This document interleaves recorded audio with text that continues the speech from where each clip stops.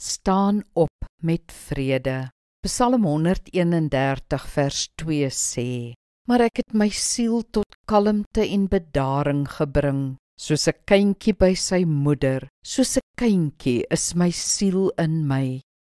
Die antieke Christelike gebed, genoem kontemplatiewe gebed of stil gebed, is ook baie nuttig vir streshantering. Dit help ons om verby ons malende gedagtes te kom en God te vind in die stilte van ons hart. Beoefen dit soos volg. Eerstens, sit regop en ontspan vir 'n minuut of 2. Haal rustig en reëlmatig asem. Tweedens, kies 'n kort positiewe gebed, byvoorbeeld, dankie vir u vrede, of ek vertrou u vandag, of selfs net 'n enkele woord soos halleluja of Jesus. Herhaal slegs dit, stadig op jou asemhaling. Herhaal dit mettertyd stadiger, verder uit mekaar. Voel hoe jy ontspan.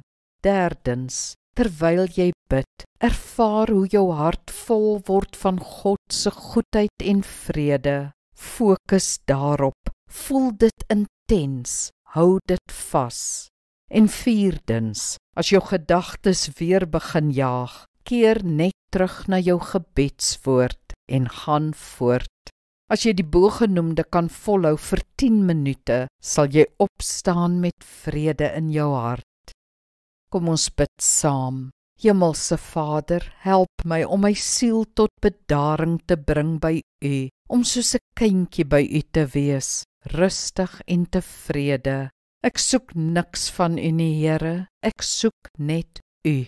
Help my om by my angstige gedagtes verby te kom en U in die stilte te vind. Amen. Die Here seën jou.